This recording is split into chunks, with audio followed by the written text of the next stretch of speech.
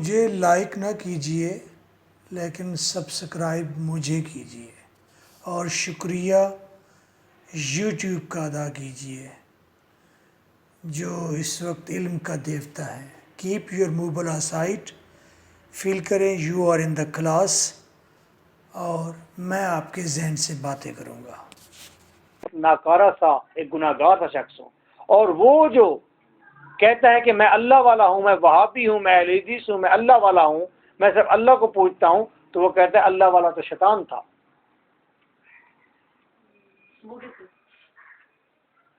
ऐसे ज्यूज भी जी।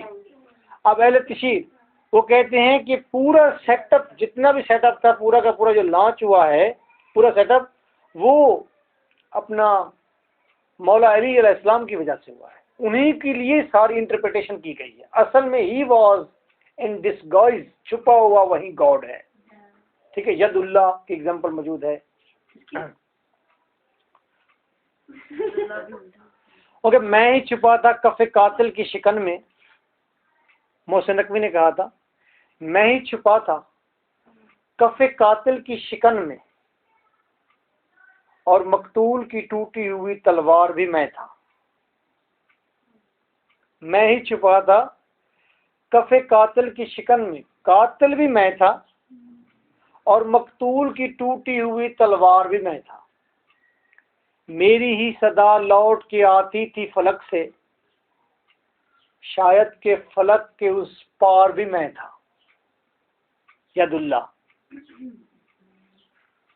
ठीक है, ये अहले तशरीह कहता है ये कहाँ जाएंगे जन्नत में, सारे बक बक करते फिर रहे हैं, इनको पता ही नहीं है कि असल सेटअप क्या है।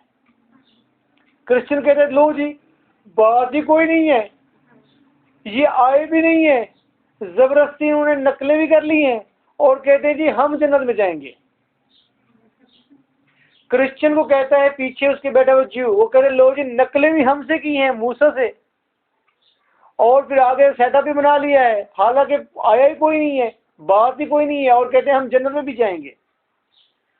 ज्यू क्लेम करता है कि क्रिश्चियन गलत है, क्रिश्चियन क्लेम करते हैं कि जी मुस्लिम गलत है, मुस्लिम क्लेम करते हैं कादियानी गलत है।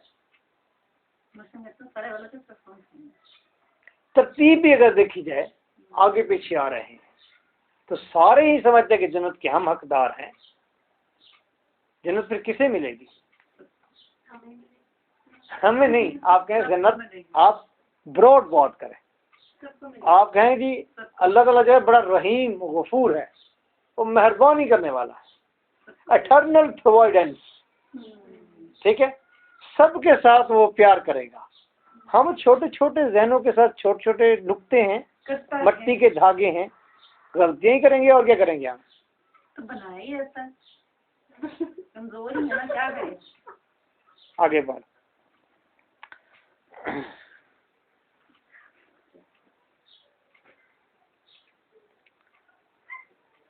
Where we are, okay.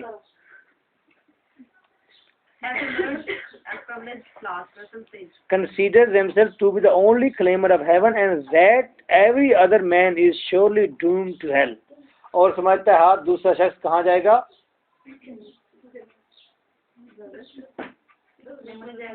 Hello में जाएगा, हेल में, दोज़ख में। इनवॉइज अनदर, अब कितने इवल्स गिनवाए हैं? प्राइड एक इवल गिनवाई है, ठीक है, और दूसरा जो है बच्चों की बल्ली नहीं वो नहीं गिनवाई। evil invoice, अब दूसरी बात, invoice another harmful belief, it does much harm in personal life.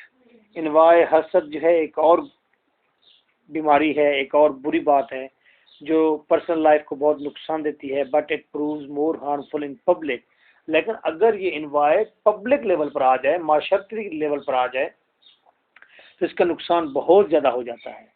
And international affairs, अगर इंटरनेशनल अफेयर्स में इन्वाइस शामिल हो जाए, हसद, तो नुकसान बहुत होता है। By creating a false conception of self interest, और फिर सेल्फ इंटरेस्ट का कंसेप्ट जो है वो जन्म लेता है। Russell also thinks that the idea of economic nationalism, Russell कहता है इकोनॉमिक नेशनलिज्म जो है is also harmful for Mankind, कि बस अपने मुल्क की इकॉनमी ही बेहतर होनी चाहिए, ये आइडिया गलत है।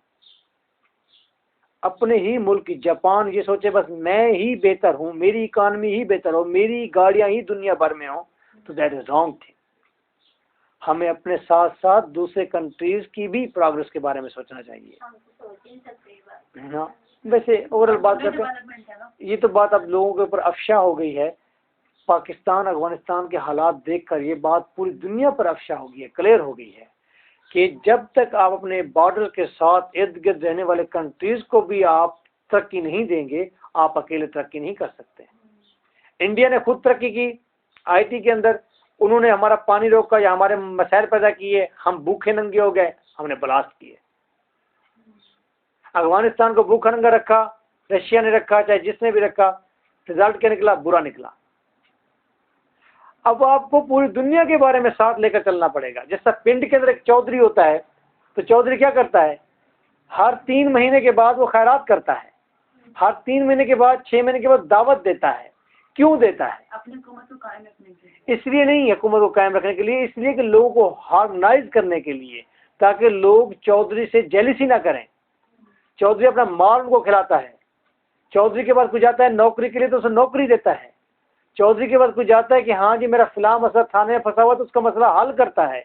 क्यों करता है? सिर्फ इसलिए नहीं कि मैं चौधरी कायम रहूं, इसलिए कि हार्मनी पैदा रहे, मेरे पर कोई उंगली ना उठाए, मुझसे कोई हसद ना करे, रात को मेरे पर गोलियां बरसा कर राह चलते हुए मेरी गाड़ी पर फायरिंग करके मुझे मार ना डालें। तो अगर अमेरिका चौधरी है तो उसे दुनिया पूरी की इकॉनमी के बारे में सोचना पड़ेगा। अगर इंडिया ने तरक्की करनी है, चाइना ने तरक्की करनी है, तो पाकिस्तान को तरक्की करनी देनी पड़ेगी, मजबूरी है। नहीं देगा तो हम वहाँ हांगकांग के अंदर हमले करेंगे। यही बात है, हम भूखे नंगे। भाई ये आपका इलाका है सब्जाजार, सरसब्ज बेहतरीन खूबसूरत जगह है, लिविंग प्लेस है। साथ डुब्बनपुरे में अगर आप तरक्की नहीं देते, वहाँ पर सेवरेज नहीं देते, वहाँ पर आप बेहतरीन निज़ाम नहीं देते, स्कूल नहीं देते, तो वहाँ के लोग आपके घरों में घुसकर डाके मारेंगे, चोरियाँ करेंगे आपके घर में। अगर आप चाहते हैं कि आप पुरसुकून रहें, तो आपको डुब्बनपुरे को भी कुछ न कुछ तरक्की देनी पड़ेगी, आपको सिविलाइज उन्हें करना पड़ेगा। इसीलिए इकोनॉमिकल नेशनलिज्म गलत है, पैट्रियटिज्म गलत है, हुब्बुल वतनी गलत है, अपने मुल्क से मोहब्बत गलत है। किसी अमेरिकी को ये नहीं चाहिए कि वो अपने मुल्क से मोहब्बत करे, वो पूरे प्लानेट से मोहब्बत करे। इतना हौसला कहाँ से आएगा? आ रहा है, आएगा, आ रहा है। हमारे मुल्क में नहीं है ना, दुनिया में तो मौजूद है। आप पाकिस्तान में से किसी शख्स के बारे में पूछ रहे हो सके क्या हालात हैं, वो कहेगी दुनिया तबाह होने वाली है, क़यामत आने वाली है, बस खत्म हो गई बात, बर्बादी बर्बादी है। इसी बंदे को 10 साल अब अमेरिका रखें, 10 साल अब ऑस्ट्रेलिया रख लें, 10 साल से जापान रख लें, या फिर किसी भी दूसरे कंट्री के अंदर इसे बिठाएं और 10 साल के बाद पूछे जी क्या हालात हैं, ये कहेगा जी देखो दुनिया में कितनी आसाइशें पैदा हो गई हैं, पहले कितनी हमारी मुश्किल ज़िंदगी हुआ करती थी, अब तो भाईचारा इतना है कि लोग जानते भी नहीं है फिर भी फेवर दे देते हैं, मोहब्बत करते हैं। अजनबियों के शहर में आ गए हैं, अजनबियों के शहर में रहते हैं, वो ऐसे लगता है कि अजनबी है ही नहीं, हमें भी राइट्स मिलते हैं। दुनिया तो बहुत अच्छी होती जा रही है, हम लोग खुशहाली की तरफ जा रहे हैं, अभी तो पता नहीं बहुत बेहतरी आनी है, वो कहेगा उसी के व्यूज होंगे तो दिल हो जाएंगे। तो अमेरिका के लोगों के पास टाइम नहीं होता, वापस वहाँ से कहाँ से एक दूसरे के पास इतना वक्त आएगा कि जो चीज़ आप कहते हैं। बेटा मैं आपको एक बात बता दूं कि हम लोग जो यहाँ पर हैं, हम 14, 16, 18 आवर्स मेहनत करते हैं और हम रोजी रोटी की वजह इतने भागते हैं कि हमारे पास टाइम नहीं है। लेकिन मेरा भाई कनाडा के अंदर है, वो कहता है कि लाहौर में इतनी तेज़ी है, इतनी तेज़ी है, कहते हमारे यहाँ इतनी तेज़ी नहीं होती। वो कहते हम नॉर्मली उठते हैं 7-8 बजे, 8 बजे मैं उठ जाता हूँ, मैं साइकिल पर निकलता हूँ, सामान लेकर आता हूँ, खाते पीते 10-1 बजे मैं अपनी लेबॉर्ट्री पहुँच जाता हूँ।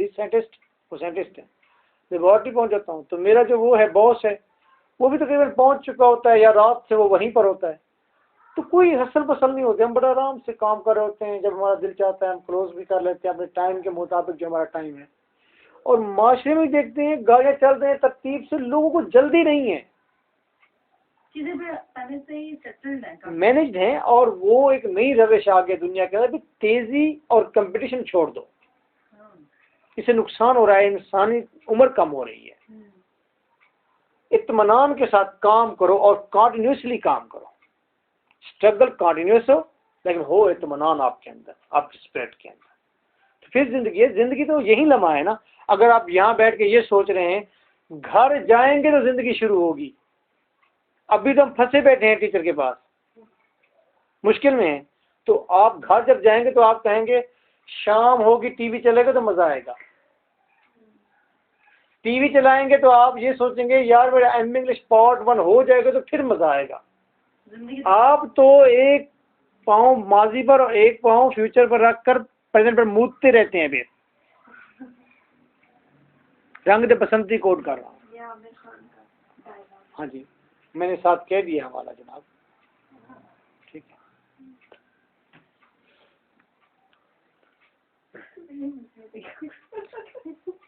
तो आपने इकोनॉमिक नेशनलिज्म को कंडेम किया है रसल ने। Every nation today seems to be pursuing an economic policy which is based on the misconception that हर इकोनॉमी हर मुल्क के लिए है।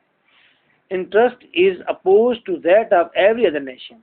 अब ये एक गलत रवश चल पड़ी है। वो कहते हैं कि हर मुल्क ने जो अपनी इकोनॉमिक पॉलिसी बनाई हुई है दर हकीकत वो अपने साथ वाले कंपिटिटर की इकोनॉमिक पॉलिसी के खिलाफ है। ये गलत बात है कि आप अपनी इकोनॉमिक पॉलिसी जो भी बनाए वो दूसरे मुल्क को नुकसान देने वाली हो, बल्कि उसके साथ ऐसी पॉलिसी होनी चाहिए आपके मुल्क की कि दूसरों बॉर्डर के लोगों को भी फायदा हो रहा हो कम अज कम। Russell feels that if a person or a nation reach the extreme selfishness, अगर कोई कौम selfishness पर चली जाएगी and ignore the interest of others of all others, अगर दूसरों के वो इंटरेस्ट को इग्नोर कर देगी, a time will come when all other nations will be hostile, तो ऐसा वक्त आएगा उस कौम के खिलाफ हो जाएंगी, दुश्मन हो जाएंगी hostile तमाम दूसरी कौमें against that selfish person or nation। इस सेल्फ नेशन या पर्सन के खिलाफ तमाम दूसरी कौमें क्या हो जाएंगी, इसके खिलाफ हो जाएंगी। He gives the example of Germany, which was a very strong nation under Bismarck। ये अलायंस, बिस्मार्क एक्चुअली ये अमेरिकन स्टेट थी, जर्मनी में भी अमेरिकन स्टेट थी। अलायंस अमेरिका के साथ इसका अलायंस था, but eventually reach downfall because of its own selfishness. लेकिन ये कंट्री अपनी सेल्फिशनेस की वजह से धड़ाम से नीचे आ गिरा। ये बिस्मार्क एक्चुअली अमेरिकन स्टेट बनी हुई थी और इसका कैपिटल जो था वो था Dakota. Russell also thinks that the sense of self-importance is an other extremely powerful notion, कि जी मैं सबसे अहम हूँ। वो उनका कैथोलिक चर्च है, उन्होंने कहा था ये कैथोलिक चर्च जो है ये पूरी जमीन का सेंटर है। उन्होंने कहा पूरी जमीन का सेंटर है, माप के देखा है। लेकिन साइंस ने प्रूव किया कि नहीं? साइंस ने प्रूव किया है कि हाँ जी ये सेंटर है। और उनसे पूछा कि जी साइंस कौन सी, किस साइंस ने प्रूव किया है? उन्होंने कहा वो साडा बंदा सी एक अल्लाह बख्श कहाँ चुंजी वाला क्रिश्चियन सी, वो उन्हें प्रूव किया था, वो सारा साइंटिस्ट है।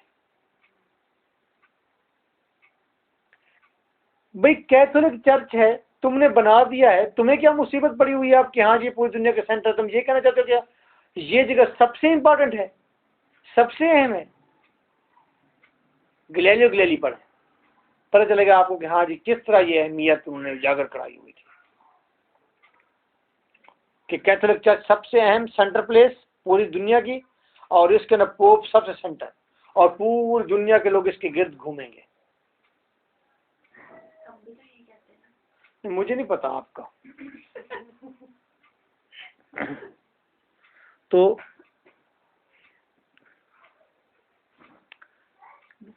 तो ये सेल्फ इम्पोर्टेंस वाली जो बात है ये हार्मफुल चीज है, असल कहता है, because this idea develop a certain belief in a particular person. इससे एक आदमी के अंदर एक बिलीफ पैदा हो जाता है रेस के अंदर या नेशन के अंदर, that he is at the centre of the universe. वो समझता है कि वो पूरे यूनिवर्स का सेंटर बन जाता है, कि मैं ही सबसे अहम है, मेरा चर्च ही सबसे अहम है। तो वो क्या समझेगा कि वो सेंटर है। अब वहाँ पर वो कहता है मेरा चर्च सबसे अहम है, यहाँ पर एक वो सिख उठता है, वो कहता है मेरा गुरुद्वारा जो है ये सेंट्रल प्लेस है, तो लड़ाई तो हो गई। या वो कहता है जी मैं नहीं मानता क्रिश्चियंस का ये जो कैथोलिक चर्च है ये इम्पोर्टेंट है, वो कहता है कि मेरा गुरुद्वारा ज़्यादा इम्पोर्टेंट है, तो लड़ाई हो गई। तो इम्पोर्टेंस की बात नहीं होनी चाहिए। दुनिया की जंगियों के लिए यही मुहर्रिकात हैं, यहीं से बातें शुरू होती हैं, जो वो पॉइंट डिस्कस कर रहा है रसल गरीब। And any other thing that is inferior to him could harm him, और कोई भी चीज जो छोटे दर्जे की होगी वो उसे नुकसान देगी। यानी कि वो कहता है कि जब आप ये कंसीडर कर लेंगे कि जी आप सबसे अहम हैं, तो फिर जितने भी छोटे दर्जे के लोग होंगे, इन्फीरियर होंगे, छोटी नेशन होगी, तो आप ये सोचना शुरू कर देंगे कि ये किसी वक्त भी आपको नुकसान पहुंचा सकते हैं। आप उनके खिलाफ जंगे करेंगे, उनके साथ लड़ेंगे। और दुनिया की तारीख उठा के देखें, ऐसा ही होता आया है। इसलिए तो चेंज भी नहीं ना होते, आप कहते हैं कि आता है तो चीजें चेंज हो रही हैं। तारीख उठा कर देखेंगे तो ऐसा ही होता है। क्या होता है कि एक कौम ने जब अब कह दिया अपने आप को कि हम सुपीरियर हैं, तो वो दूसरी कौमों के साथ लड़ना शुरू हो गए, मारना शुरू हो गए, उनको अपने ताबे करना शुरू हो गए। ग्रीक अलेक्जेंडर द ग्रेट पूरी दुनिया पर चढ़ दौड़ा, ठीक है। एक वह पूरी दुनिया का वह खित्ता ऐसा है जिसने कभी किसी पर हमला नहीं किया।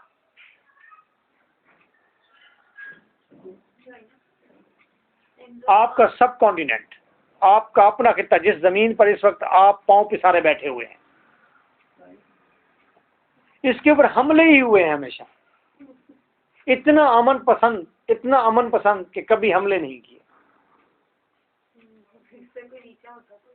नीचे क्या नहीं, नीचे की बात नहीं है। आज दुनिया में सबसे बेहतरीन एक्सरसाइज, सबसे बेहतरीन सिस्टम, सबसे बेहतरीन तरीकाकार जिंदगी का जीने का पहले नंबर का जो है वो यही है, बुद्ध मत है, जिसकी एक ब्रांच हिंदुइज्म है।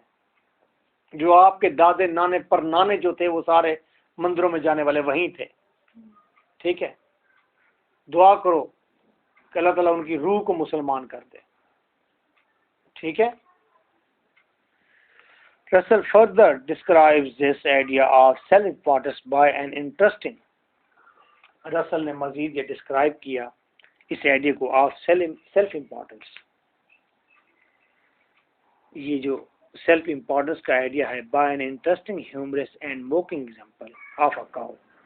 एक गाय की एग्जांपल के साथ मोकिंग एग्जांपल दिया उसने, तंजिया एग्जांपल दिया गाय की एग्जांपल के साथ कि जी सेल्फ इम्पोर्टेंस का मामला किस्सा कैसा होता है। Russell considers all of this. क्या एग्जांपल दी थी उसने? कहा रेल की पटरियां बिछी हुई हो, ट्रेन आ रही हो, गाय अगर पटरियां क्रॉस कर रही है तो गाय को ये लगता है कि ये पटरियां भी उसी के लिए बिछाई गई हैं और ये ट्रेन भी उसी को मारने के लिए आ रही है। ये जो सेल्फ इम्पोर्टेंस रखते हैं अपने अंदर, वो भी यही समझते हैं कि दुनिया में कोई भी तब्दीली हो रही है ये उसको नुकसान देने के लिए हो रही है। तो उससे पहले कि वो, हालांकि वो ट्रेन का कोई कंसर्न नहीं है गाय को मारने से, ट्रेन तो अपने काम से जा रही है। ये मामला ऐसा है। Russell considers all these destructive ideas as intellectual rubbish. वो इन तमाम आइडियाज को, डिस्ट्रक्टिव आइडियाज को कहता है ये इंटेलेक्चुअल रबिश है। अब लोग कहते हैं जी लो जी जंगों का मामला है, जंग के लिए बड़ी ज़हनी मुशक्कत होती है, बड़े इंटेलेक्चुअल लोग जो होते हैं इसमें शामिल होते हैं और आइडिया के पीछे लड़ते हैं और वो आइडिया बड़े अहम होते हैं, हीरोइज्म होती है। तो कहते हैं अगर जिस आइडिया के साथ इंसानों में कत्लो गारत हो, जंगे हो, या नुकसान हो, डिस्ट्रक्शन हो, तो वो इंटेलेक्चुअल रबिश है, वो इंटेलेक्चुअल रबिश है, वो इंटेलेक्चुअल ऑनेस्टी नहीं है। Russell also suggests some certain wise remedies and precautions to prevent or at least to minimize the harm and destruction. Russell इलाज भी बताता है, रेमेडीज बताता है, प्रिकॉशंस एहतियातें भी बताता है बचाव के लिए, और इसे मिनिमाइज करने के लिए, किस चीज को मिनिमाइज करने के लिए? डिस्ट्रक्शन, और उसको आगे लिखा हुआ है हार्म को, डिस्ट्रक्शन को। Which these evil ideas bring with them, और वो evil ideas जो अपने साथ डिस्ट्रक्शन लाते हैं, उन evil ideas को ख़त्म करने के लिए और उनसे तहफ़्फ़ुज़ के लिए रसल कुछ रेमेडीज देता है। It is now man that is man's worst enemy. अब ये इंसान है जो इंसान का बदतरीन दुश्मन है इस वक्त। He thinks that one should be aware of any fluttering belief. किसी किस्म का फ्लटरिंग, कोई शोखा अकीदा ना अपनाओ, शोखा अकीदा, ठीक है, कि मैं ही सुपीरियर हूँ, मैं ही बेहतरीन हूँ, जो कर सकता हूँ, ठीक है। तो हम तो फॉलोअर्स हैं ना, बिलीवर्स हैं, उसकी सोच है। सही कहते हैं। which leads one to delusion, और एक आदमी को ये फॉल्स बिलीफ की तरफ ले जाते हैं। फ्लटरिंग बिलीव पर जब वो यकीन रखता है तो वो फॉल्स बिलीव में चले जाता है। डिल्यूजन का मतलब है फॉल्स बिलीव, एंड मिसअंडरस्टैंडिंग में चला जाता है। That he is divine saviour, और वो अपने आप को समझता है कि मैं डिवाइन सेवियर हूँ, खुदा की तरफ से मैं आया हूँ और मैं सेव करने आया हूँ लोगों को। और that one's nation has to civilise the whole world, या एक कौम ये सोचना शुरू कर देती है कि उसे पूरी दुनिया की इस्लाह करनी है।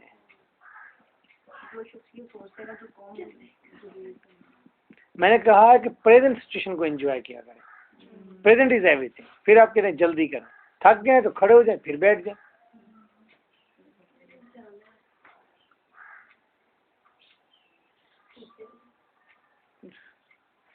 Russell proposes that social science should be introduced among people. Social science को दुनिया के अंदर इंट्रोड्यूस कराना चाहिए लोगों में on a large scale. Russell also suggests that the idea of world government, one world government का जो आइडिया है, दुनिया की एक ही स्टेट बनाने का जो आइडिया है, पूरी दुनिया के बॉर्डर गिराकर पूरी दुनिया को एक कंट्री बनाने का जो आइडिया है, can prevent us from facing another war, वह यही चीज है जो हमें जंग से बचा सकती है, जंगे ना हो। And besides, it will also be able to reduce the intensity of fatal beliefs, और ये चीज रिड्यूस कर देगी इंटेंसिटी को, शिद्दत को, फैटल बिलीफ की। जो मोहल्लिक बिलीव्स हैं उनको खत्म कर देगी। रसल के दौर में शायद नेट जो है, वो नेट कब है, 1950 में मेरे ख्याल में इंट्रोड्यूस हुआ है। रसल 1970 में उसकी डेथ हो गई है। रसल का 72 में। रसल को ये साइंस पर यकीन तो था, लेकिन नेट की इन्वेंशन से शायद वो अभी पता नहीं था उसे। और नेट एक ऐसी इन्वेंशन होगी है साइंस की जो कि पूरी दुनिया को इकट्ठे कर दिया नेट ने। ये इतना सारा तो अभी यूज होने लगा। हाँ, अभी 10 सालों से, पिछले 10 सालों से कह रहे हैं ज़्यादा यूज होने लगा है। 97, 98, 95 में आकर ये के दौर में आया ना जी। तो क्या हुआ इससे, देखिए दुनिया कैसे करीब आ गई एकदम। पहले मुझे याद है मेरे कोयटा में 2 दोस्त थे, अंग्रेज थे। वो डीजी खान मुझसे मिलने के लिए आ गया, और जब मिलने के लिए, एक का नाम था दानियाल, दूसरे का नाम था मार्थन, एक दानियाल एक मार्थन। वो पता नहीं सिल्विया कोई था, सिल्विया इस तरह का कंट्री था, मुझे अब एग्जैक्ट याद नहीं है, कोई यूरोपियन कंट्री था छोटा सा, वहाँ से आए थे। जब वो मेरे पास आए, मैं उन्हें लेकर आया घर अपने, तो इतने लोग पीछे थे, पूरा लश्कर पीछे था कि हाँ जी बुटा साहब अंग्रेजों ने ले फिर देने। ये 97 की बात है, 98 की बात है। इतने लोग पीछे थे अंग्रेज को देखने के लिए। तो मुझसे वो कहते हैं वी आर डिफरेंट स्पीशीज, हम कोई मुख्तलिफ अनवाह के लोग हैं, हम भी इंसान है, क्या है इनको, हम जहाँ भी जाए हमारे पीछे पूरा एक मेला हो और शहर का चक्कर काटे आगे हम हीरो की तरह थे और पीछे वो आते। और मैं भी बड़ा हीरो महसूस कर रहा था अपने आप को, मेरे साथ अंग्रेज हैं उस वक्त, ठीक है। क्यों? उस वक्त ये लोग अजनबी थे, इनसे मिलने का शौक था। मेरे वालिद ने कहा कि कहते हैं अंग्रेज बड़े शाने हैं, समझदार हैं, इनको कहो मेरे साथ कतार खेलें। वो 9 पीसेस के साथ, 9 टेनियो वाली कहते हैं कि 9 पीसेस के साथ कतार खेलते हैं। मैंने बिठा दिया रेलवे स्टेशन के ऊपर अब्बा जी को साथ। तो उसने जब ऐसे खेला, 2 गेम्स उसने देखी, उसके बाद जब उसको समझ आ गया ना, उसे धानियाल को, मार्थन को, तो उसने ऐसे रखी और ऐसे आगे करने के बजाय आगे थोड़ी सी की, फिर वापस कहते हैं, अब्बा कहते हैं हाँ क्यों कर अगे तेने मैं दसा। अब्बा जी कहने लगे पूछे ये खोते खांदे ने कि नहीं खांदे? अब ये क्या है, क्यों पूछ रहे हैं? तजस्सुस है, कभी अजनबियत है, कहीं मिले जो नहीं, देखे जो नहीं, सवाल करना चाहते हैं। मैंने उसे कहा, मैंने कहा do you like to eat donkeys? What donkeys? मैंने कहा donkeys what, I can't understand donkeys. मैंने कहा donkeys what, I don't know. मैंने कहा that is goat like sheep like but big in size and that is like horse, mini horse and long ears। मैंने उसे S का लफ्ज इस्तेमाल नहीं किया था, मुझे याद है, लॉन्ग ears। और no I don't know donkeys, I don't know donkey. बात चलती रही, एकदम से वो सोचता रहा शायद ना, एकदम से उसके ज़हन में ख्याल आया, oh donkey, oh no no no no no no no eat donkey. ये कहते नहीं, डंकी नहीं कहते। तो ये सवाल जवाब, साथ रहना, ये अजनबियत, ये सारी चीज़ें उस वक्त थी। आज आप नेट खोलें, किसी भी अंग्रेज से चैट करें, गुफ्तगू करें, बातचीत करें, ग्लोबल विलेज बन गया है।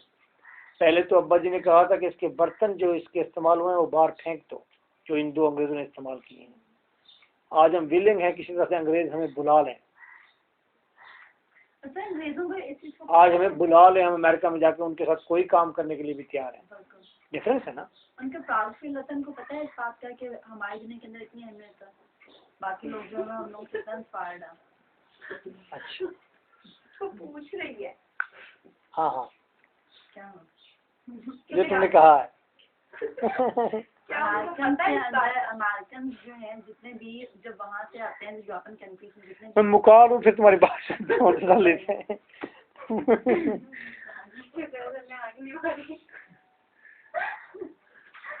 Russell proposes that social science, यहीं से पढ़ना है।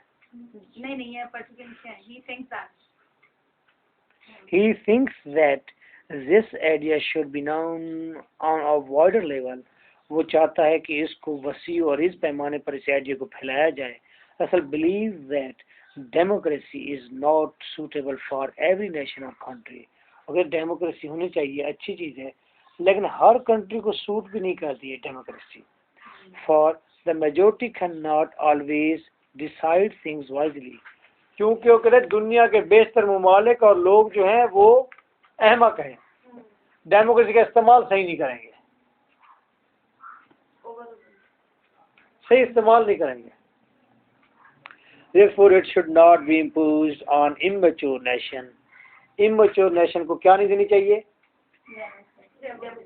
Democracy. Otherwise it would harm rather than helping। Nor is democracy the best system of government always and everywhere। और ये भी लाजमी नहीं कि डेमोक्रेसी का सिस्टम ही हमेशा के लिए यही सिस्टम ही ठीक हो, इससे अच्छा और सिस्टम भी तो कोई आ सकता है। तो ये डेमोक्रेसी की खूबसूरती है कि दूसरे किसी सिस्टम को एक्सेप्ट करने के लिए आप तैयार हैं। Russell emphasizes upon the importance of moral principles in life।